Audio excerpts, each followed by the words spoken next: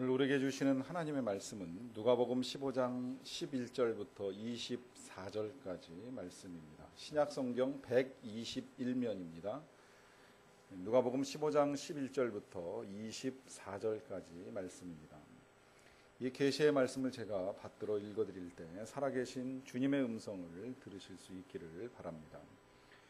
또 이르시되 어떤 사람에게 두 아들이 있는데 그 둘째가 아버지에게 말하되 아버지여 재산 중에서 내게 돌아올 분깃을 내게 주소서 하는지라. 아버지가 그 살림을 각각 나눠 주었더니 그 후 며칠이 안 되어 둘째 아들이 재물을 다 모아가지고 먼 나라에 가 거기서 허랑방탕하여 그 재산을 낭비하더니 다 없앤 후 그 나라에 크게 흉년이 들어 그가 비로소 궁핍한지라. 가서 그 나라 백성 중 한 사람에게 붙여 사니 그가 그를 들로 보내어 돼지를 치게 하였는데 그가 돼지 먹는 지엽 열매로 배를 채우고자 하되 주는 자가 없는지라. 이에 스스로 돌이켜 이르되 내 아버지에게는 양식이 풍족한 품꾼이 얼마나 많은가. 나는 여기서 주려 죽는구나. 내가 일어나 아버지께 가서 이르기를 아버지 내가 하늘과 아버지께 죄를 지었사오니 지금부터는 아버지의 아들이라 일컬음을 감당하지 못하겠나이다. 나를 품꾼의 하나로 보소서 하리라 하고 이에 일어나서 아버지께로 돌아가니라. 아직도 거리가 먼데 아버지가 그를 보고 측은히 여겨 달려가 목을 안고 입을 맞추니 아들이 이르되 아버지 내가 하늘과 아버지께 죄를 지었사오니 지금부터는 아버지의 아들이라 일컬음을 감당하지 못하겠나이다 하나. 아버지는 종들에게 이르되 제일 좋은 옷을 내어다가 입히고 손에 가락지를 끼우고 발에 신을 신기라. 그리고 살진 송아지를 끌어다가 잡으라. 우리가 먹고 즐기자. 이 내 아들은 죽었다가 다시 살아났으며 내가 잃었다가 다시 얻었노라 하니 그들이 즐거워하더라. 아멘. 김정현 씨가 쓴 소설 아버지라고 하는 제목의 소설이 있습니다. 이 소설의 주인공인 아버지는 평범한 대학교를 나와서 공무원 생활을 하던 사람이었습니다. 어느 날 병원에서 췌장암이라고 하는 진단을 받습니다. 그에게 남은 인생은 5개월밖에 되지 않는다는 의사의 소견을 듣습니다. 그 이야기를 듣고 나서 죽어가는 자신의 몸보다는 자신이 죽게 된 후에 남게 될 이 가족들의 생계 문제가 그에게 걱정거리가 되었습니다.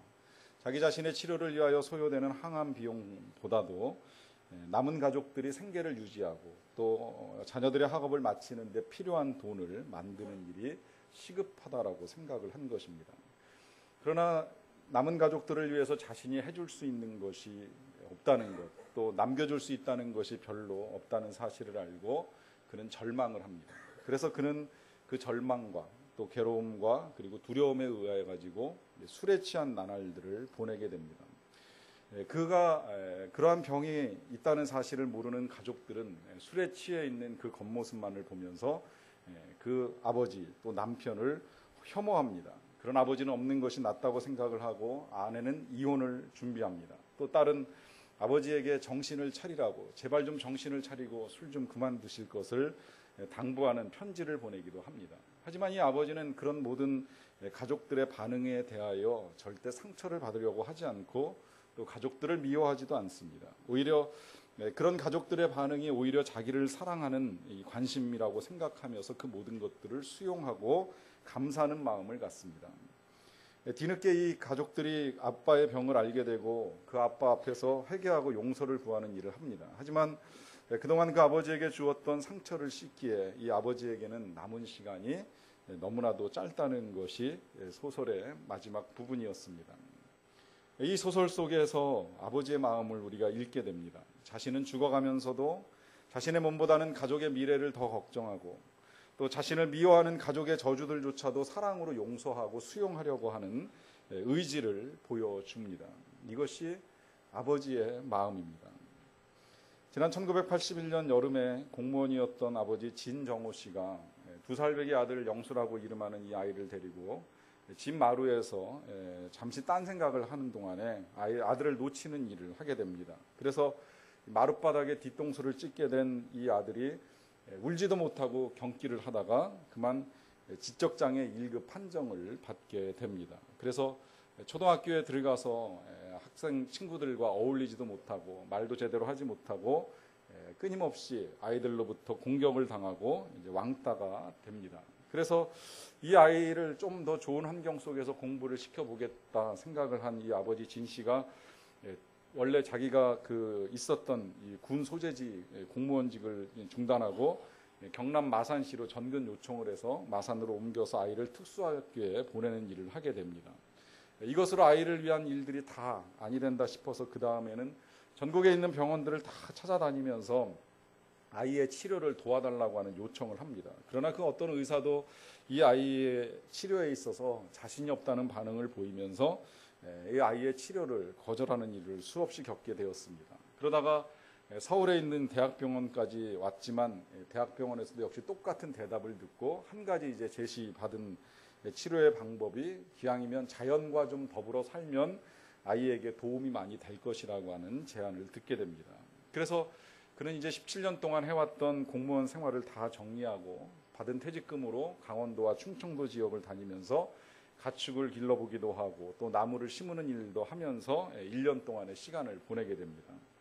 하지만 이 아이는 호전되지 않았습니다. 그래서 사회생활을 하면 좀 더 나아지지 않을까라고 하는 생각을 가지고 이제는 이 아이를 직장에 입사시키는 일도 해보았습니다. 그런데 남들과 어울리지 못하고 자주 다툼이 일어나는 일이 반복되다 보니까 이 아이는 길어야 한 4개월 혹은 몇 주 만에 회사에서 쫓겨나는 일들이 수없이 반복이 되었습니다. 10년 이상 수십 군데 회사를 옮겨 다니면서 자리를 잡지 못하던 이 아들이 이제 지난 9월 달에 장애인을 위한 사회적 기업인 무학위드라고 하는 회사에 입사를 하게 되었습니다. 이때 이 아버지는 그동안에 마지막으로 가지고 있었던 직업인 관광버스 기사 생활을 그만두고 아들과 함께 일을 하게 해달라고 하는 요청을 해서 이 회사에 같이 입사를 합니다. 그래서 한 공장에서 같이 일을 할 수 있게 되었습니다.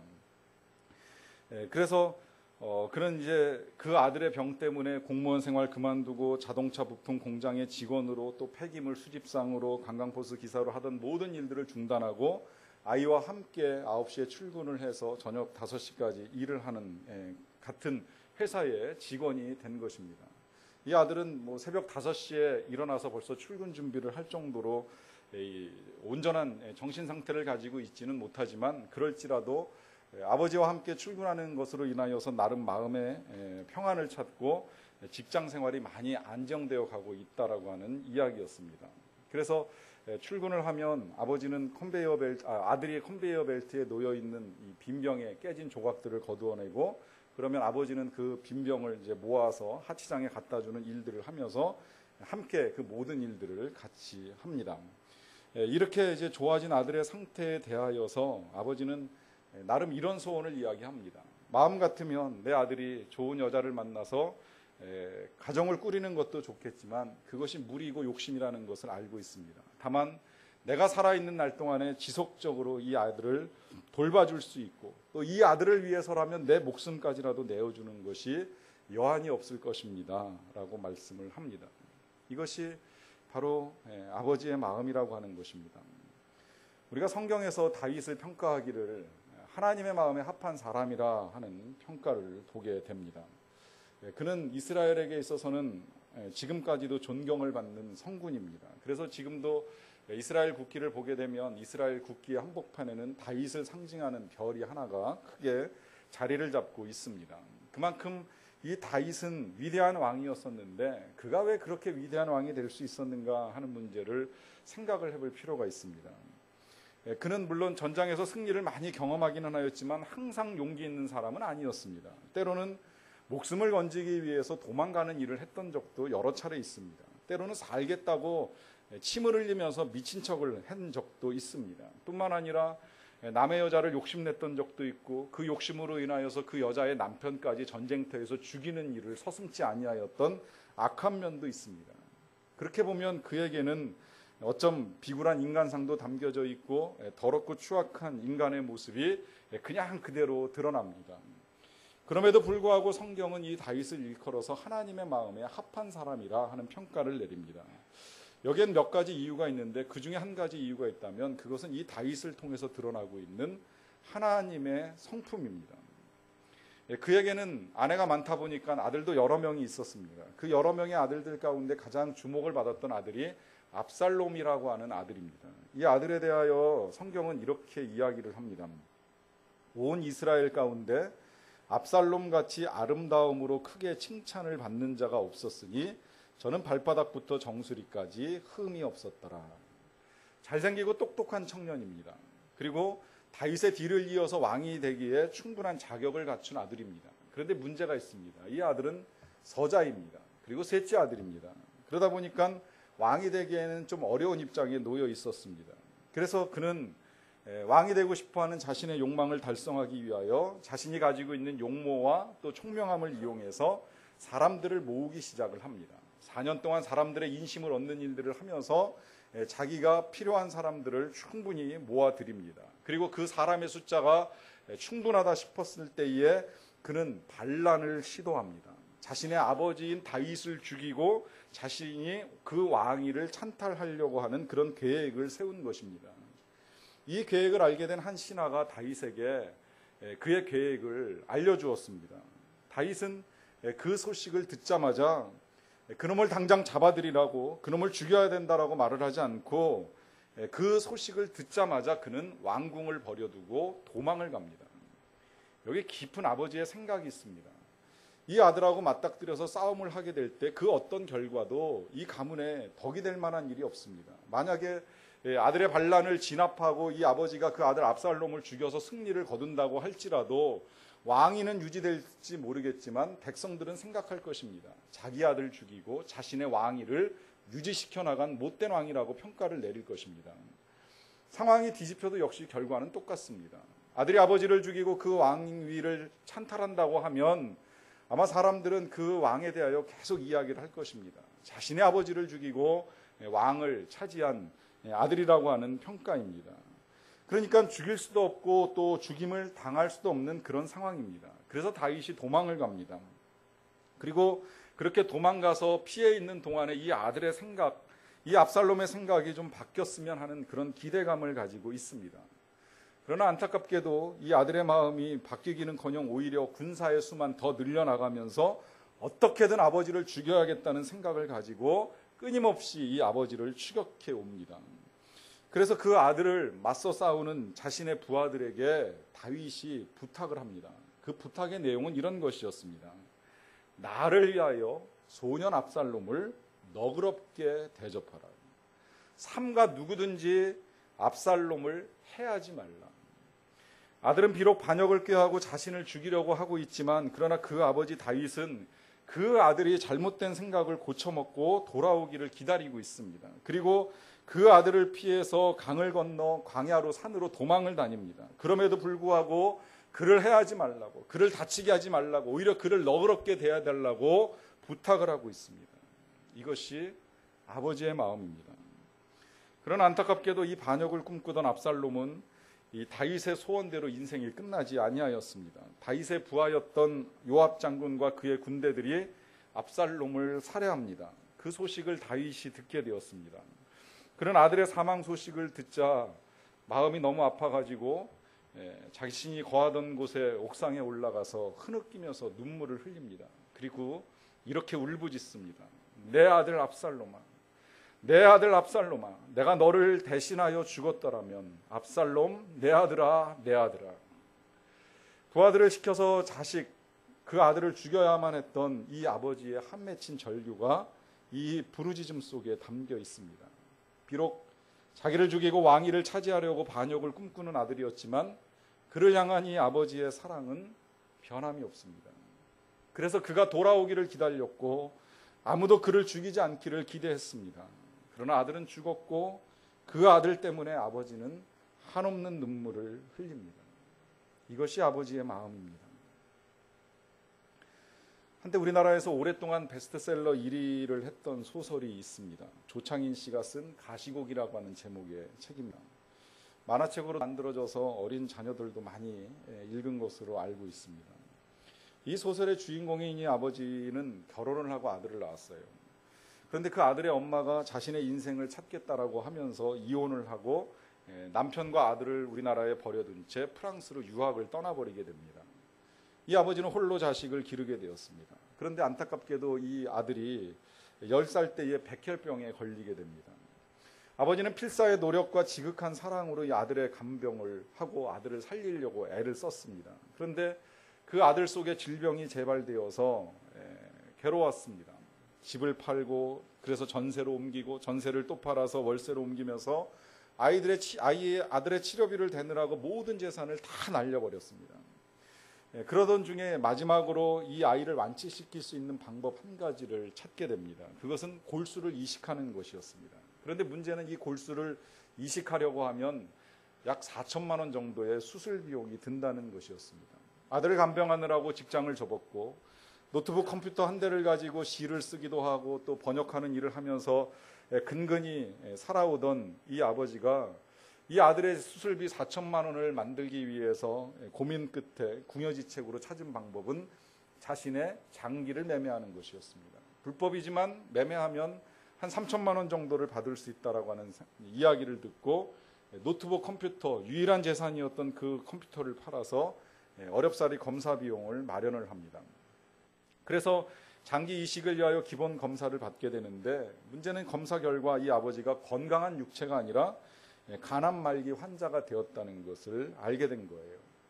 혼자서 백혈병에 걸려있는 이 아들을 돌보는데 진력한 나머지 자신의 몸이 아주 극도로 쇠약하게 된 것을 미처 알지 못한 것입니다.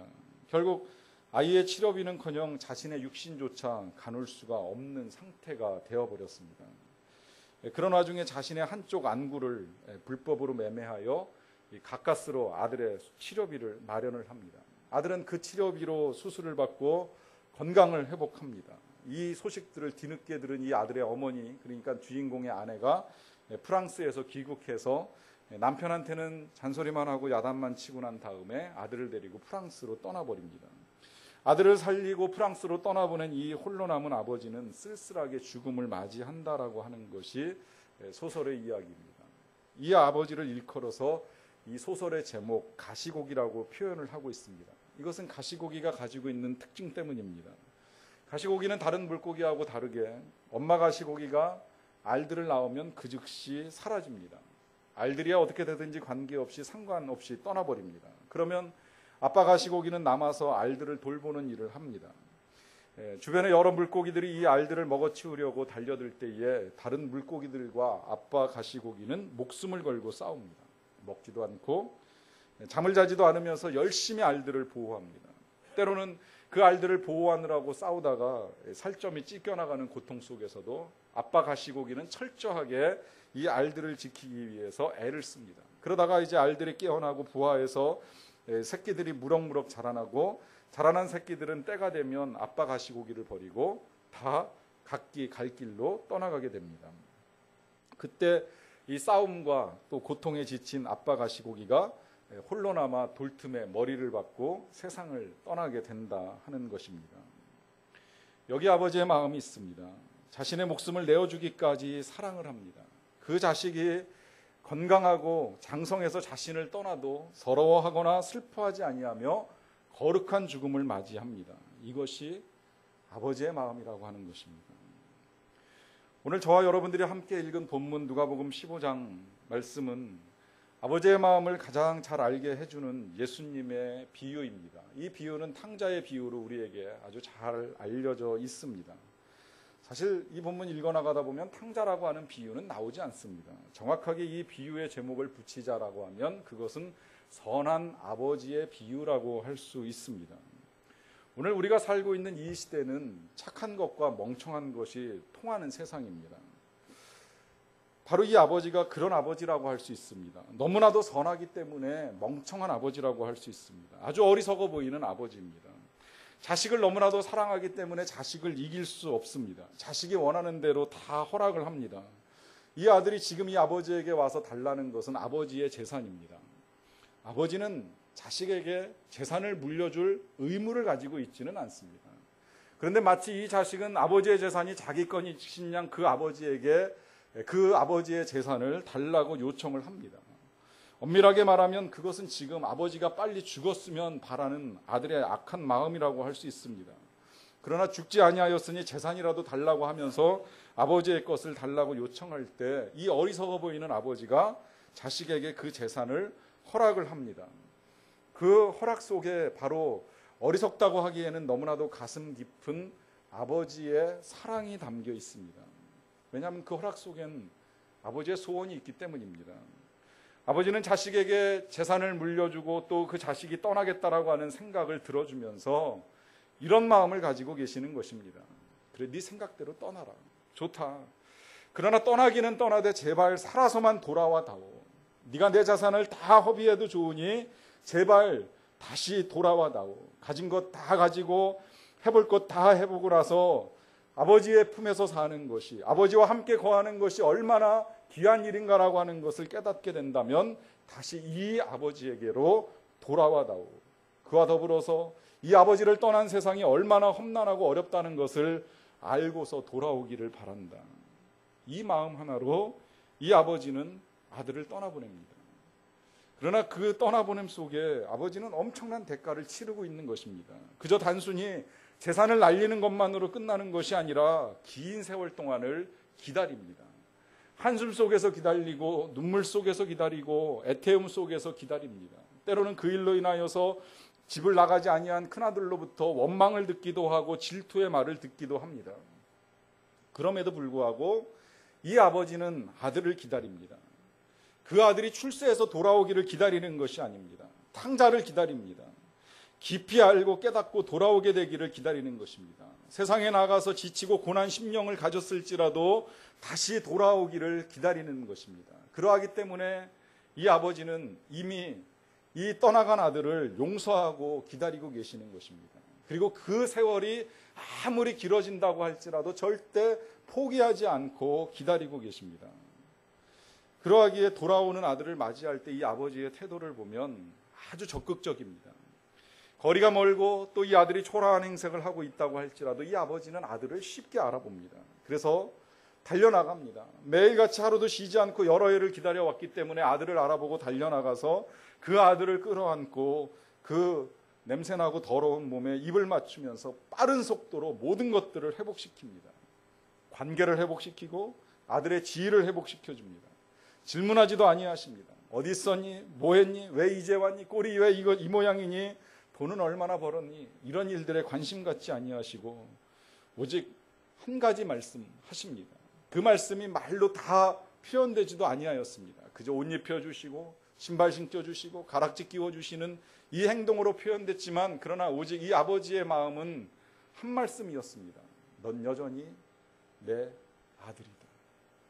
네가 어떤 모습을 하고 되돌아왔을지라도 난 여전히 너를 사랑하는 너의 아버지이다. 이 아들과의 모든 것들을 회복시켜 주시는 것이 관계와 지위뿐만이 아니라 그 아들의 건강까지도 회복시켜 주고 싶어 하시기에 이 아버지는 가장 좋은 짐승으로 잡아서 음식을 차리고 잔치를 벌일 만큼 그 아들을 향한 마음을 전달하고 있습니다. 여러분, 여기에 아버지 하나님의 마음이 있습니다. 우리가 아버지 하나님을 떠날 때에 우리가 떠나 있는 시간들을 허락하시는 아버지이십니다.